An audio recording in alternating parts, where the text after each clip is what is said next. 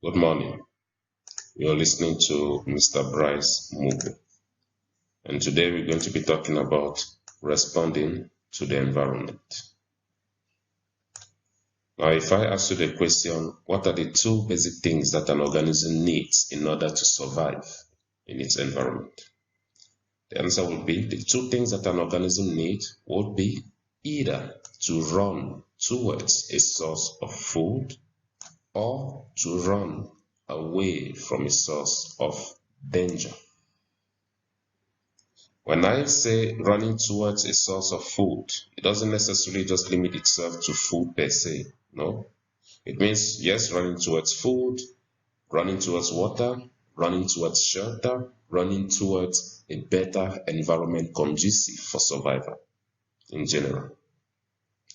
Similarly, when I say running away from a source of danger, it doesn't mean running just away from a predator, but it also includes running from a predator, running from an ill state of health, trying to get healing when you're sick, for example, running from any environmental catastrophes, and so on and so forth. But then to run either towards a source of food or away from danger, we must be able to feel our environment. Otherwise, we will not be able to react towards it.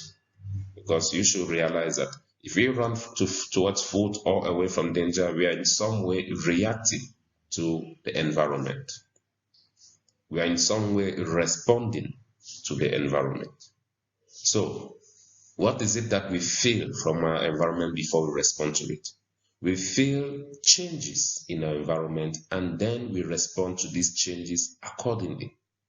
These changes that occur in our environment and cause us to respond to it are grouped into a term called stimulus. Stimulus for singular, stimuli for plural. So stimuli are events which bring about a response. Any event that causes a response is a stimulus. For example, I point a torchlight in your eye, you close your eyelids very quickly, you're responding to it. The stimulus you perceived was light, a stimulus of light. You put your hand on a hot stove, it burns you, you quickly remove it. You respond to that because you perceived a stimulus of pain. You put sugar on your tongue, you enjoy it, you're happy with it, you feel nice about it, you're responding to a stimulus of taste. It's cold, you wear very warm to shield yourself from the cold, you're responding to the stimulus of low temperatures. So that's the nature of stimuli. Okay. But then for you to be able to carry out an appropriate response, it requires a whole set of system. And this system that helps us respond to our environment is the nervous system that we are going to explore as we move on. For the nervous system to function, for it to operate, it requires to carry out a couple of things. The first thing, you must be able to feel your environment. We're going to move starting from that point. It means you must be able to feel changes in the environment.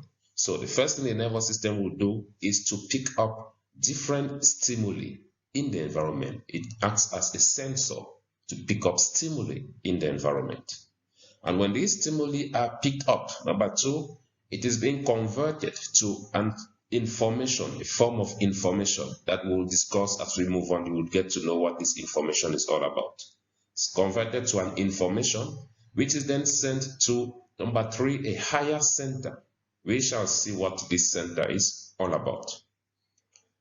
In that center, the information is, number four, analyzed, 5, processed, 6, a response is formulated, but 7, not just any kind of response, but the correct response is formulated. the correct response is formulated.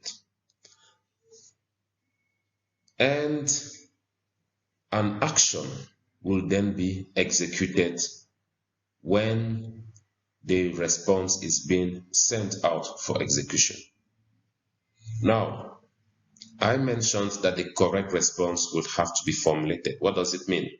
Imagine I have my hen on the hot stove, and the correct response would be to withdraw that hen very quickly.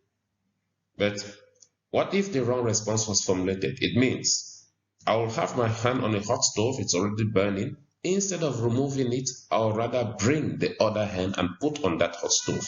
Now both hands will be burning because of what? The wrong response.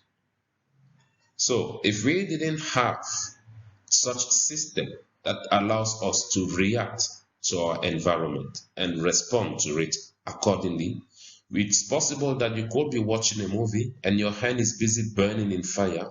You will not be aware of it. And by the time the movie is done, your hand is also done burning.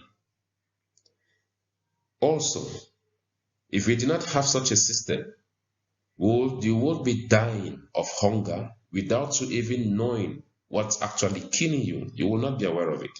Because this system helps us to be able to identify changes in both the internal and external environment, and we adjust our behavior so that we are able to cope with the new change that has established itself. So then we are going to, from here, explore the nervous system. We'll be looking at the human nervous system. Okay, the system we were talking about is the nervous system. And here we are looking at the human nervous system. The nervous system is divided, as a nervous system, it is divided into two parts: the central nervous system and the peripheral nervous system. The central nervous system is divided into two parts as well: the brain and the spinal cord. In the next section, we'll be starting with the brain. Meanwhile, the peripheral nervous system is also divided into two parts. We have the somatic nervous system, which controls all voluntary actions. Voluntary actions are actions that are under the control of the will. It means you decide before you do these actions. For example, walking. Before you walk, you decide to put the first steps and the other step and until you start walking or running or jumping. Those are voluntary actions. But then the peripheral nervous system is also divided into an autonomic nervous system. Auto, just like happening on its own. This control, from that name auto, controls all involuntary actions, actions that are not under the control of the will. For example, breathing, blinking of your eyes, digesting food, you don't know that you're digesting, but it's busy digesting. Heartbeat, you can't control your heartbeat.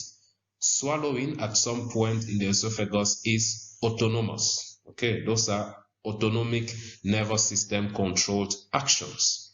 The autonomic nervous system is also then divided into two parts. We have the sympathetic branch.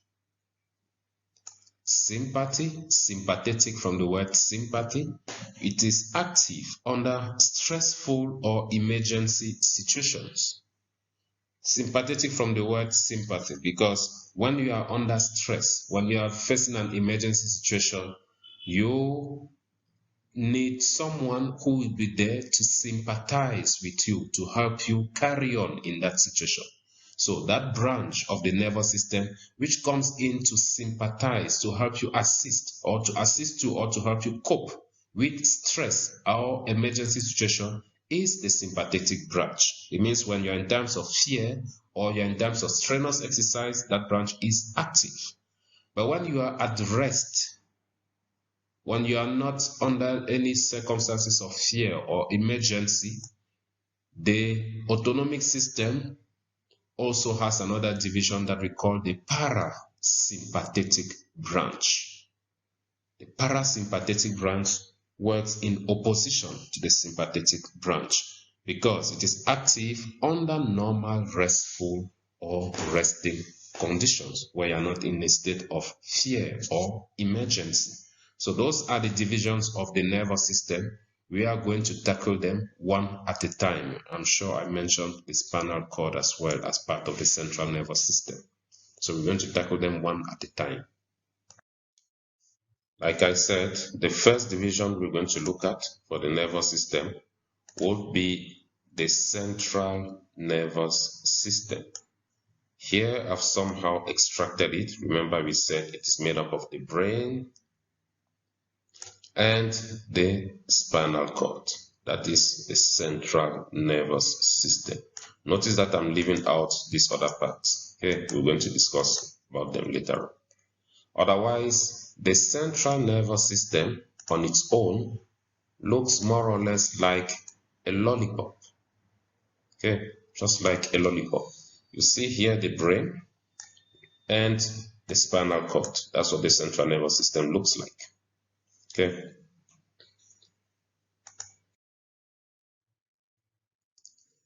Good. We could ask ourselves, I'll start now with the brain. We'll ask ourselves, where do we find the brain? We can't just say the brain is found in the head. Okay. Where do we find the brain? The brain is found encased inside the skull and more precisely inside the cranium. That's where we find the brain, inside the cranium. If you look here, this label here is part of the skull. That's where we find the brain. It means that what's the purpose of the skull?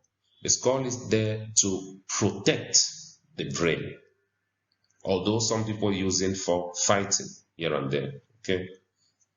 Now, the skull is not the only thing that protects the brain. There are other membranes, three of them, three membranes that are jointly called the meninges. I'm sure you've heard about meningitis. That's what happens when your meninges are infected or inflamed. Okay, you develop meningitis. So the meninges are an additional layer of protection apart from the skull, but this time they protect the whole central nervous system, which means the brain and the spinal cord are being protected by the meninges. Okay. So like I said earlier, there are three of them. From outside in, we first have the outer meninges. It's like I'm putting the whole central nervous system into three plastic bags. I'm putting one and the other and the other and the other. The outer one will be the dura mater. The outer meninges will be the dura mater. Dura, it starts with D. And the dura mater is in direct contact with the internal part of the cranium. It's like, imagine you have a ceiling and you have paint on the ceiling, directly coated on the ceiling. So that paint would represent the dura mater. From that prefix, dura comes partly from a French word dur, which means hard, because this membrane is a tough membrane. It is hard to protect against mechanical injuries. Below the dura mater, we have the arachnoid. The arachnoid. Have the arachnoid there, just below the dura mater. So here, in this diagram, this will be our dura mater. This will be our arachnoid. Here. The arachnoid, you will see it looks kind of reddish. Reddish here, looks kind of reddish. That's how arachnoid looks like, kind of reddish. Now, why does it look reddish? Because the arachnoid is a vascular membrane. It is vascularized.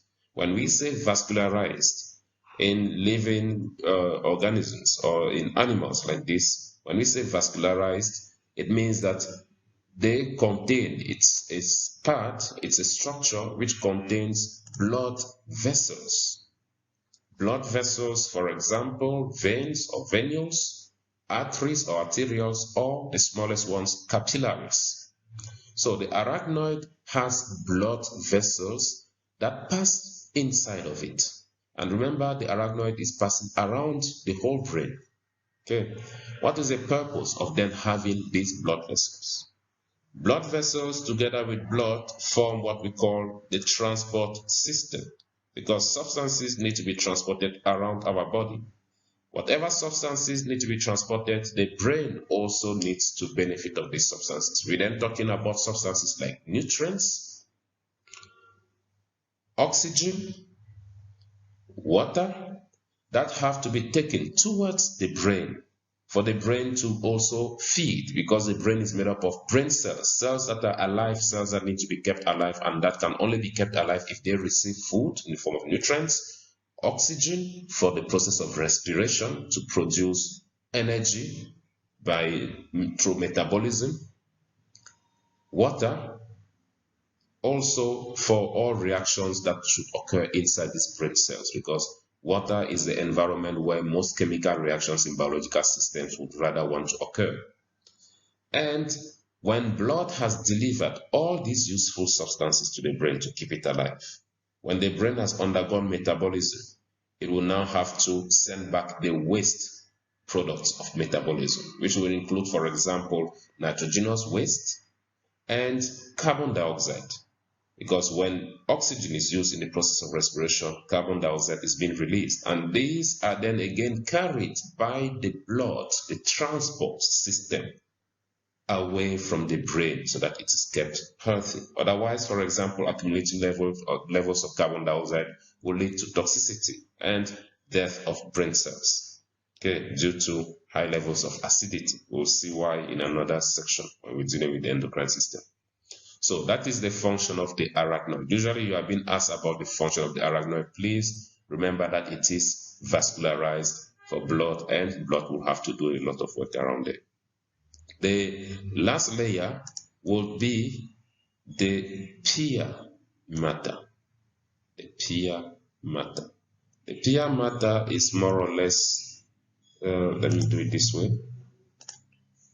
The pia mater is more or less in direct contact with the central nervous system. It's touching it physically. Okay? It's in direct contact. And when we're looking at the brain, the pia mater is touching directly the folds of the brain. That's our pia mater there. Okay? So we had the dura, we had the arachnoid, and now we are talking about the pia mater. So it is in direct contact with the central nervous system, that includes the brain and the spinal cord, and it is moist, thin, and slimy, so that it keeps the surface of the brain always, or the surface of the central nervous system, always moist. Now, in between, I've left space here, in between the arachnoid and the pia, in between the arachnoid and the pia, there is a space here. And that space, because it's a space, is referred to as a cavity. We call it the subarachnoid cavity. A cavity or a space below the arachnoid, the subarachnoid cavity. That space is filled up by liquid right through from around the brain and even around the spinal cord. That space is filled up with liquid. And that liquid, because it includes partially the brain, the space around the brain, and the space around the spinal cord, That liquid is called cerebral for brain, spinal for spinal cord, fluid, abbreviated CSF, cerebrospinal fluid. So what is the function of cerebrospinal fluid? I'll invite you to remember, just to recall something. In other chapters, we studied the amniotic egg, and we mentioned about amniotic fluid produced by the amnion. We also studied human reproduction, where we mentioned amniotic fluid still produced by the amnion around the embryo or the fetus. Now, if you are then asked for the function of cerebrospinal fluid, please don't panic.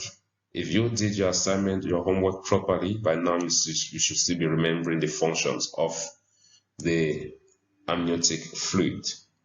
The same functions attributed to the amniotic fluid. Please make your life very simple and easy.